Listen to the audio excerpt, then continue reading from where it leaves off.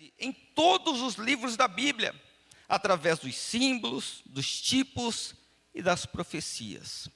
No livro de Gênesis ele aparece como a semente da mulher, ele aparece como a árvore da vida, ele aparece como a arca da salvação, como a bênção de Abraão. Ele também aparece no livro de Êxodo, o segundo livro da Bíblia. Ele aparece como o cordeiro pascal. Ele aparece em Levíticos como o sacrifício perfeito. Em Números, ele é a rocha ferida de Meribá. Em Deuteronômio, ele é o profeta semelhante a Moisés. Aí vem os livros históricos e ele aparece nos livros históricos. No livro de Josué, ele é o capitão dos exércitos do Senhor, que peleja por nós e não perde nenhuma batalha. No livro dos Juízes, ele é o nosso libertador. No livro de Ruth, ele é o parente divino. Em Samuel, ele é o rei escolhido. Em Reis e Crônicas, ele é o herdeiro do trono de Davi. Em Esdras e Neemias, ele é o reconstrutor das muralhas caídas de nossa vida. Em Esther, ele é o nosso advogado. Aí vem os livros poéticos. Em Jó, ele é o nosso redentor que vive e se levanta. Em Salmos, a nossa alegria, o nosso socorro, o nosso refúgio, a nossa fortaleza, o nosso pastor. Em Provérbios é a sabedoria de Deus revelada ao homem. Em Eclesiastes é o pregador. Em Cântico dos Cânticos é o amado da igreja. E aí, para resumir, por conta do tempo, nos profetas, que são 17 livros, ele é o Messias prometido. Nos evangelhos, ele é o Messias esperado. Aliás, os evangelhos tratam da manifestação de Cristo. Em Mateus ele é o rei, em Marcos ele é o servo, em Lucas ele é o filho do homem, em João ele é o filho de Deus, o verbo encarnado, o cordeiro de Deus que tira o pecado do mundo, a luz, a porta, a videira verdadeira, a ressurreição e a vida. Em Atos, que trata da propagação da sua mensagem, ele é o Cristo ressurgido. Nas epístolas, são 21 epístolas, 13 de Paulo. Nas epístolas, ele é o cabeça da igreja. Em Apocalipse, o único livro profético do Novo Testamento, ele é o Rei dos reis, o Senhor dos senhores, aquele que volta para reinar. Então nós consideramos aí a Bíblia como um livro. Tratamos a sua origem, tratamos o tema central, tratamos informações como autores. Agora, em segundo lugar, eu gostaria de compartilhar com vocês a Bíblia como palavra de Deus. Ou seja, tratar a supremacia das Escrituras. E para tratarmos da supremacia das Escrituras, nós precisamos considerar a sua inspiração, inerrância, infabilidade e suficiência. A Bíblia não é um livro qualquer. A Bíblia é a palavra de Deus. Deus se revela através da Bíblia. Quando a Bíblia não existia, Deus se revelava através da criação. Inclusive, o Salmo 19, se não me falha a memória, fala sobre isso. Deus se revelava através da história humana. Deus se revelava através da consciência humana. Mas essa revelação, que nós chamamos de revelação geral, ela é incompleta. Essas coisas revelam que Deus existe, mas não revelam quem Deus é e qual é a sua vontade. Hoje, no entanto, Deus se revela de forma plena. Deus se revela de forma completa. Deus se revela de forma especial através da palavra. A palavra viva e a palavra escrita. A palavra viva que é Cristo e a palavra escrita que é a Bíblia. Deus se revela de forma plena. A Bíblia é Deus falando. A Bíblia revela quem Deus é e qual é a sua vontade para nós. É a única fonte infalível de autoridade da igreja, a única fonte de autoridade da igreja. Se a Bíblia é a palavra de Deus, ela é autoritativa, ela é digna de confiança, é a nossa regra de fé e conduta. Em primeiro lugar, nós precisamos considerar a inspiração divina da Bíblia. Segunda carta de Pedro, capítulo de número 1, os versículos 20 e 21, Pedro diz que os autores da Bíblia, aqueles que escreveram, aqueles que profetizaram, aqueles que de alguma forma contribuíram com a compilação das Escrituras, eles não escreveram o que eles queriam, mas eles foram movidos pelo Espírito Santo. Eles foram inspirados pelo Espírito Santo. Eles foram direcionados pelo Espírito Santo. E essa inspiração que os autores da Bíblia receberam, não foi uma inspiração comum, não foi a inspiração que Shakespeare recebeu, quando ele escreveu ali Romeu e Julieta, não foi a inspiração que Thomas Edison recebeu quando inventou a lâmpada. A inspiração que esses autores da Bíblia receberam ao escrevê-la foi diferenciada. Foi o próprio Deus quem inspirou esses homens, mas essa inspiração, ela com certeza ela é diferenciada. Outra coisa, a inspiração divina da Bíblia, além de não ser uma inspiração comum, também não foi uma inspiração parcial. Algumas pessoas ensinam dizendo que a Bíblia, ela contém a palavra de Deus. A Bíblia não é a palavra de Deus. Isso não é verdade. Nós não cremos dessa forma. A Bíblia não contém a palavra de Deus. A Bíblia é a palavra de Deus. Porque se considerássemos que a Bíblia contém a palavra de Deus, quem seria capaz de dizer que parte é inspirada e que parte não é inspirada por Deus? Aliás, Paulo vai dizer para Timóteo, na sua segunda carta, capítulo de número 3, versículo 16, que toda a Escritura é divinamente inspirada. Então o Antigo Testamento é inspirado por Deus, o Novo Testamento também é inspirado por Deus. Cerca de 40 autores, lugares diferentes, tempos diferentes, em circunstâncias diferentes, com profissões diferentes, mas todos eles inspirados pelo mesmo Espírito, o Espírito do Senhor. Então a Bíblia, ela é inspirada pelo próprio Deus. E a inspiração bíblica, ela é plena, ela é completa. Outra coisa que nós precisamos considerar, que torna a Bíblia um livro diferenciado, torna a Bíblia a palavra de Deus, é a inerrância, a sua inerrância. A Bíblia, ela não tem erros, portanto, podemos confiar em sua mensagem. Ela é a verdade em tudo que diz, tanto em questões espirituais, quanto históricas e científicas. Deus não pode errar. Se a Bíblia foi inspirada por Deus, ela não tem erros. Temos alguns textos bíblicos que nos mostram isso. Provérbios capítulo 30, versículo 5. Toda a palavra de Deus é pura, escudo para os que confiam nele. Provérbios ou Salmos 18, 30. O caminho de Deus é perfeito, a palavra do Senhor é confiável. João capítulo 17, versículo de número 17, santifica-os na verdade, a tua palavra é a verdade. Podemos e devemos crer nas Escrituras. O que a Bíblia diz é o que Deus diz, e em Hebreus 6, 18 diz que é impossível que Deus minta. Então, creia na Bíblia, confia na palavra do Senhor. A Bíblia é o nosso GPS, é ela quem nos direciona, é ela que nos conduz. Paulo vai dizer em Romanos 12, não se conformem com este mundo. Paulo está dizendo, não entrem na forma do mundo, não deixem o mundanismo dizer como vocês devem viver, antes experimentem a boa, perfeita e agradável vontade de Deus.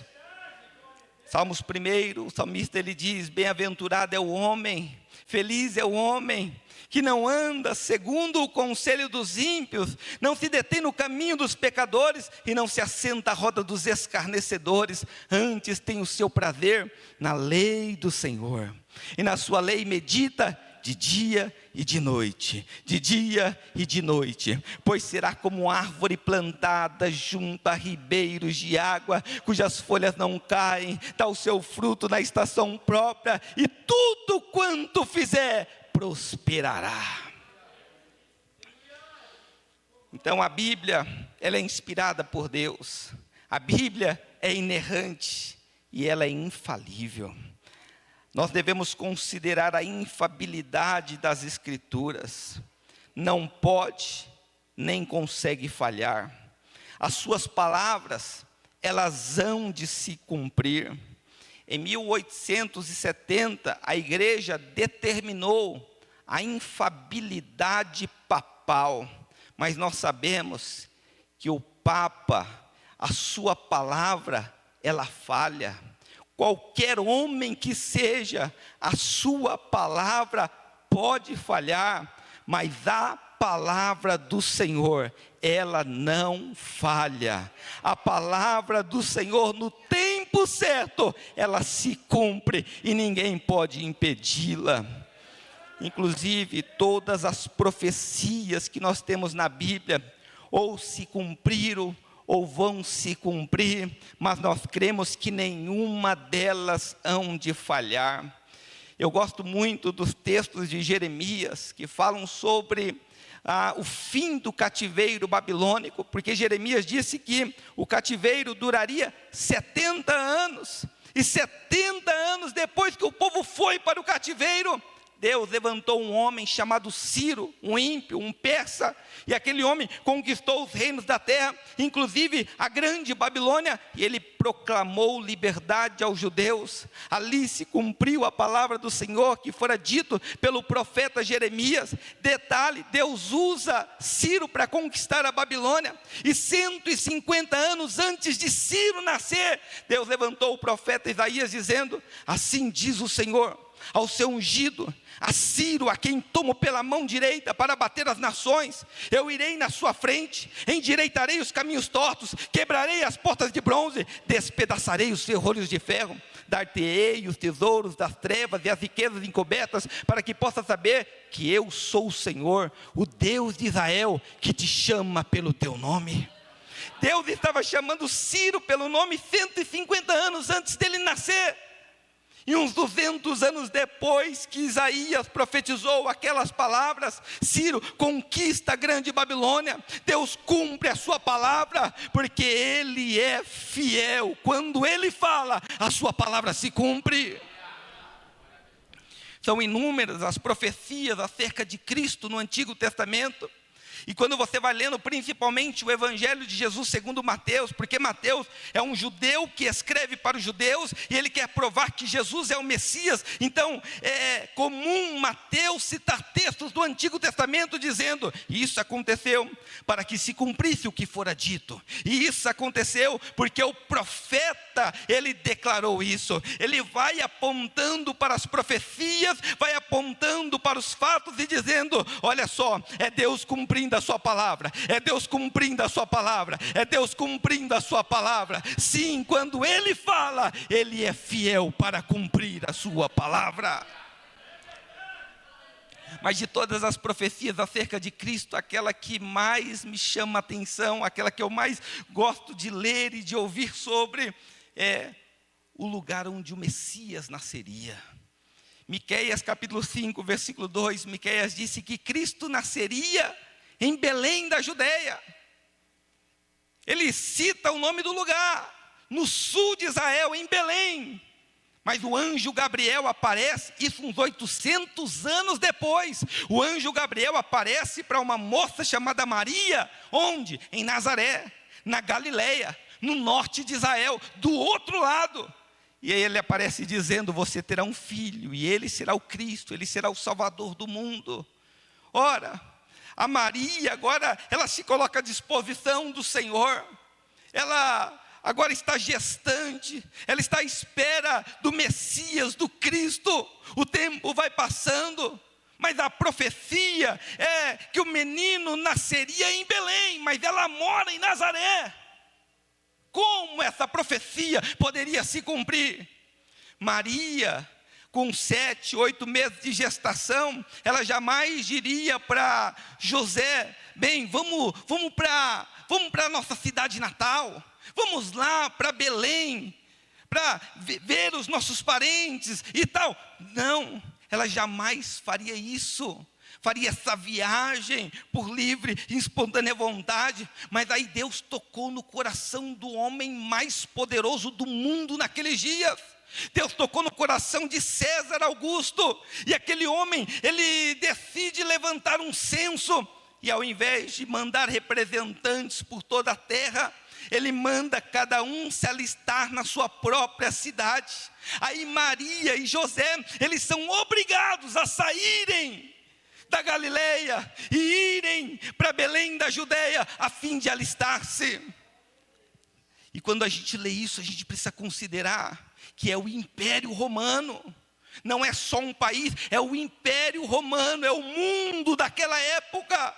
Deus pôs o mundo em movimento. Pessoas que moravam na África foram para a Europa para se alistar. Pessoas que estavam na Ásia, porém eram natural da África, tinham que descer para a África para se alistar. O mundo entrou em movimento, porque Deus precisava cumprir a sua palavra.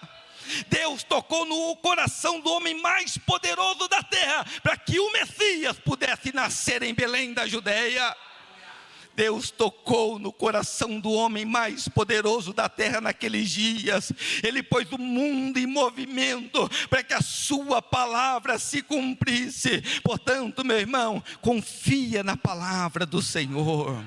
Confia naquilo que Deus fala através da sua palavra. Confia, porque o homem pode falar e falhar, mas quando Deus fala, Ele é fiel para cumprir a sua palavra. Ele toca em corações, Ele abre portas, Ele fecha portas, Ele move céus e terra, mas Ele cumpre aquilo que Ele prometeu. Aleluia. E por fim, a palavra do Senhor, além de inspirada, inerrante, infalível, ela é suficiente. Nós precisamos considerar a suficiência das Escrituras. Martinho Lutero declarou: qualquer ensinamento que não se enquadre nas Escrituras deve ser rejeitado, mesmo que faça chover milagres todos os dias.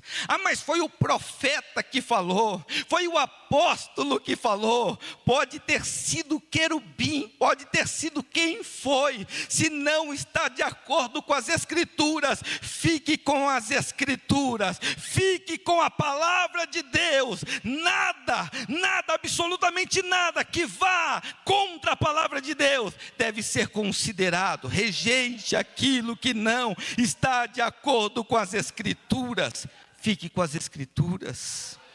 Martinho Lutero também dizia: fiz uma aliança com Deus, que Ele não me mande visões, nem sonhos, nem mesmo anjos. Estou satisfeito com o dom das Escrituras sagradas, que me dão instrução abundante, tudo o que preciso conhecer, tanto para esta vida, quanto para o que há de vir.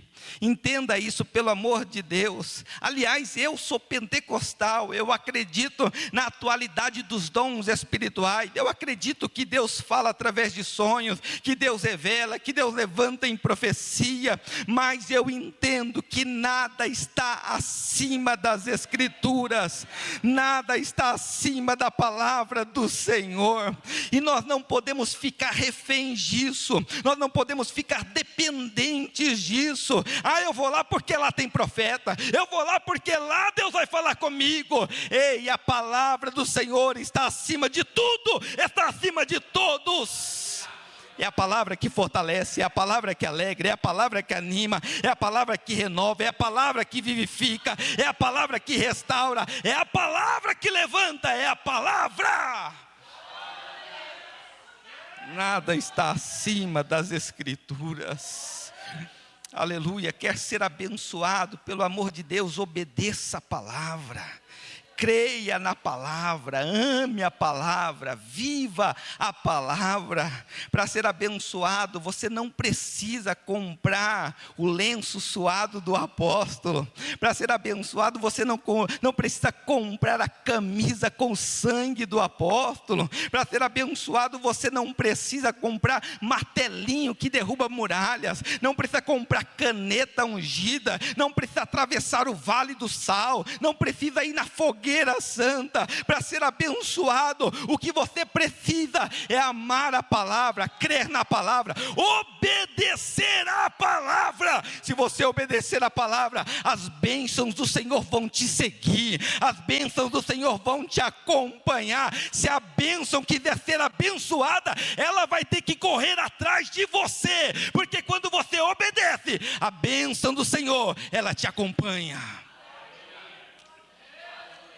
Aleluia, a palavra é suficiente. Então nós precisamos considerar a Bíblia como um livro, precisamos considerar a supremacia das Escrituras. E por fim, nós precisamos considerar informações históricas relacionadas à Bíblia. Em 1229, no Concílio de Valência, a igreja decidiu a proibição da Bíblia aos leigos. Então, além do clero distorcer a Bíblia, o povo não tinha acesso a ela. Esse período, que se estendeu, na verdade, por 1000 anos, é chamado de período das trevas, porque o povo estava distante da política, o povo estava distante da arte, o povo estava distante da literatura, mas principalmente porque o povo estava distante das Escrituras. E o Salmo 119, 105 diz: lâmpada para os meus pés e luz para os meus caminhos é a tua palavra, Senhor. Mas nesse tempo de trevas, Deus foi levantando as suas centelhas, Deus foi levantando as suas faíscas. Deus levantou na França um homem chamado Pedro Valdo. E Pedro Valdo se dedicou à tradução das Escrituras. Deus também levantou nesse mesmo tempo, na Inglaterra, um homem chamado Wycliffe, e ele também se dedicou à tradução das Escrituras. Deus levantou na Boêmia um homem chamado John Hus, e John Hus fez o mesmo. E esses homens, eles fizeram discípulos. De John Hus surgiram os Hussitas, de Wycliffe surgiram os Lollardos, de Pedro Valdo surgiram os valdenses, e essas pessoas, elas se dedicaram à tradução das Escrituras. Na Itália, Deus levantou Savonarola, e posteriormente, na Alemanha, Deus levantou Lutero. Em cada parte, Deus foi levantando uma pessoa, e eles lutavam, dizendo que todos tenham acesso às Escrituras, cada um no seu próprio idioma, que todos tenham acesso às Escrituras, cada um no seu próprio idioma. Aí o alemão Gutenberg, ele inventou a prensa de Gutenberg, e os manuscritos, os documentos feitos à mão, deram lugar às cópias, e tudo isso acabou contribuindo com a reforma, e o primeiro livro impresso foi a Bíblia Sagrada. Então, meus irmãos, eu estou compartilhando isso com vocês, para que vocês valorizem mais as Escrituras. Esses homens, Pedro Valdo, Wycliffe, John Hus, Savonarola, Lutero e tantos outros, eles deram suas vidas para que hoje nós tivéssemos acesso às Escrituras no nosso idioma. Aliás, quando John Hus estava amarrado, e aqueles homens iam acender aquela fogueira, dando a ele a oportunidade dele voltar atrás, dele se arrepender, ele declarou: hoje vocês estão matando Hus, hoje vocês estão matando um ganso, mas daqui a 100 anos, Deus levantará um cisne, e vocês não poderão matá-lo. 100 anos depois, Martinho Lutero, ele se converteu, ele teve uma experiência gloriosa com Deus, ao ler o texto de Romanos, capítulo de número 1, que diz: o justo viverá pela fé, e o Espírito de Deus trabalhou em seu coração, e ele conta em seu livro Nascido Escravo: eu deixei de servir a Deus por medo, e eu passei a servi-lo por amor. E Martinho Lutero foi levantado por Deus, para que a reforma começasse, para que a reforma ela tivesse prosperidade, para que ela continuasse. Entenda isso, Deus levantou esses homens, eles lutaram com esse propósito, que todos tenham acesso às Escrituras, cada um no seu próprio idioma. E hoje nós temos a Bíblia em nosso idioma, hoje nós temos acesso às Escrituras. E detalhe, nós temos todo tipo de Bíblia: é Bíblia pentecostal, é Bíblia do obreiro, é Bíblia GPS, é Bíblia da criança, é Bíblia da vovó, é Bíblia do cachorrinho. Tem gente que tem 40, 50 Bíblias no celular. Valorize isso, ame a Bíblia, leia a Bíblia, creia na Bíblia, pregue a Bíblia, viva a palavra do Senhor. Você pode até dizer: eu não tenho vontade, eu até tento, mas eu começo a ler, me dá sono, me dá preguiça. Leia mesmo sem ter vontade, leia. George Miller, na Inglaterra, no século XIX, ele leu a Bíblia inteira cerca de 200 vezes em sua vida, e detalhe, 100 delas foi de joelhos. E no finalzinho da sua vida, quando lhe perguntaram: o que você gostaria de fazer mais? Ele disse: eu gostaria de ler a Bíblia um pouco mais, eu gostaria de ler a Bíblia um pouco mais. Leia a Bíblia, ame a Bíblia, valorize as Escrituras, pregue a Bíblia. Oh glória! Ah, mas eu tenho preguiça de ler a Bíblia. Então ouça na voz do falecido Cid Moreira, ouça a Bíblia. Puxa vida, eu tenho preguiça de ouvir a Bíblia. Então, como diz o Bíblia, vai para o inferno com a tua preguiça, porque é a Bíblia que te conduz, é a Bíblia que te orienta, é ela que diz como você deve viver e o que você precisa fazer para agradar ao Senhor. Então priorize as Escrituras na sua vida. A Bíblia é o alimento que fortalece as nossas almas. Mateus 4, Jesus disse: nem só de pão vive o homem, mas de toda a palavra que sai da boca de Deus. A Bíblia é o martelo que esmiuça os corações de pedra. Jeremias 23, 29, não é minha palavra como fogo e como martelo que esmiuça a penha. A Bíblia é como água que limpa as nossas almas, que nos purifica. João 15, versículo 3, vocês estão limpos, é pela palavra que eu vos tenho falado. João capítulo 17, versículo 17, Pai, santifica-os na verdade, a tua palavra é a verdade. Salmo 119, 9, como purificará o jovem o seu caminho? É observando a tua palavra, é observando a tua palavra. A palavra é alicerce, a palavra é semente, a palavra é martelo, a palavra é água, a palavra é alimento. Então, priorize a palavra na sua vida. Em Efésios capítulo de número 6, quando Paulo, ele está falando dos equipamentos disponibilizados pelo Espírito Santo ao soldado cristão. Ele fala do capacete da salvação, ele fala do escudo da fé, ele fala dos sapatos do evangelho da paz. Ele vai citando os equipamentos de defesa, mas quando ele chega, não lembro se no versículo 17 ou 18 do capítulo 6, ele fala sobre a espada do Espírito, que é a palavra de Deus. É a única arma que nós temos de ataque. E detalhe, a igreja não está na defensiva, a igreja está atacando. Jesus disse: as portas do inferno não prevalecerão contra ela. A igreja está avançando, a igreja está indo para cima. Precisamos usar a espada do Espírito, que é a palavra de Deus. Precisamos amar a Bíblia, como aquele valente de Davi que lutava para defender o seu campo, os inimigos se aproximando e ele lutava, e a Bíblia diz que ele lutou tanto, que depois que os inimigos estavam todos mortos, ele não conseguia soltar aquela espada, a espada estava grudada em suas mãos. Que nós possamos ler a Bíblia, meditar na Bíblia, estudar a Bíblia, amar a Bíblia, ao ponto dela estar grudada em nós, ao ponto dela estar impregnada em nós, porque Jesus disse: se eu estiver em vocês, se as minhas palavras estiverem em vocês pedirão tudo o que vocês quiserem e vos será feito. Que nós possamos ter a Bíblia em nós, que nós possamos usá-la poderosamente. Quando aquelas duas mulheres foram até Salomão, as duas com uma criança, as duas dizendo serem a mãe da criança, Salomão pediu uma espada. E ele falou: eu vou cortar a criança no meio, vou dar metade para uma e metade para outra.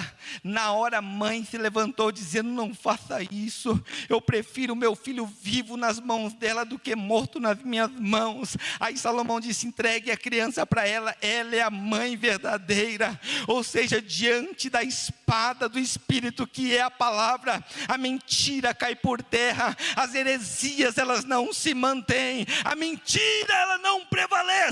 A palavra do Senhor é poderosa. Jesus foi tentado, ele foi tentado no campo físico, foi tentado no campo espiritual, foi tentado no campo intelectual, e todas as vezes que Jesus foi tentado, ele venceu pela palavra, ele venceu dizendo: está escrito, está escrito, está escrito. Entenda isso: para vencer o inferno, para vencer as tentações, para vencer o pecado, é através da palavra, é através da palavra de Deus nas nossas vidas. Salmo 119, 11: eu escondi a tua palavra no meu coração, para eu não pecar contra ti, ó Deus. Que nós possamos usar a espada do Espírito, que é a palavra de Deus. O livro mais lido, o livro mais vendido, a palavra de Deus. O livro mais traduzido, o livro que é inerrante, infalível, inspirado e suficiente. Que nós possamos amá-lo, que nós possamos obedecê-lo, que nós possamos vivê-lo em nome de Jesus. Feche seus olhos. Deus, esta é a tua palavra, Senhor. Nessa oração eu quero lhe agradecer, Pai, pelo privilégio que nós temos. Quero lhe agradecer pelo privilégio que nós temos de estudar a tua palavra. Quero te louvar, Senhor, pela oportunidade que nós temos de ter inúmeras Bíblias em nossas casas. Quero te louvar pelo acesso que nós temos às Escrituras, Pai. Mas nós também queremos pedir perdão ao Senhor, porque nós não nos dedicamos quanto deveríamos. Nós sabemos que em alguns países as pessoas elas não têm acesso à tua palavra, elas não têm acesso à Bíblia. Algumas atravessam campos minados para terem acesso a uma página da Bíblia. E nós temos a Bíblia no celular, nós temos a Bíblia no computador, nós temos inúmeros livros em nossas casas, e nós não valorizamos isso, Pai. Nos perdoe, tem misericórdia de nós, e que o teu Espírito possa mudar as nossas vidas, despertando em nós, Senhor, sede, despertando em nós fome da tua palavra. Que os teus filhos que estão aqui esta manhã e que ouviram esta pregação, eles possam sair daqui esta manhã sedentos pela tua palavra, dispostos a ler um pouco mais, dispostos a estudar um pouco mais, ao acordar, antes de olhar o celular, antes de olhar as redes sociais, que eles possam ler a tua palavra e ouvir a tua voz, começar o dia, começar a semana ouvindo a tua voz, Senhor. Que nós possamos valorizar o estudo das Escrituras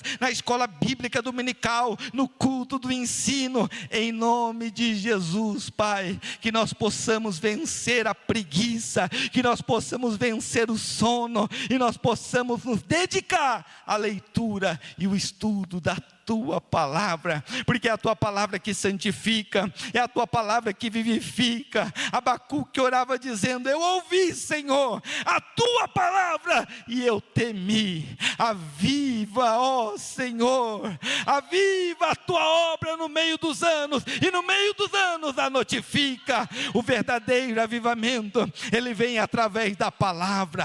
O verdadeiro avivamento, ele vem através da exposição das Escrituras. Eu não creio em avivamento que não venha senão através da tua palavra. É a tua palavra que fortalece, é a tua palavra que renova, é a tua palavra que cura, é a tua palavra que restaura, é a tua palavra, somente a tua palavra, somente a tua palavra, que ela possa encontrar abrigo nos nossos corações e surtir efeito para a glória do teu nome. Amém.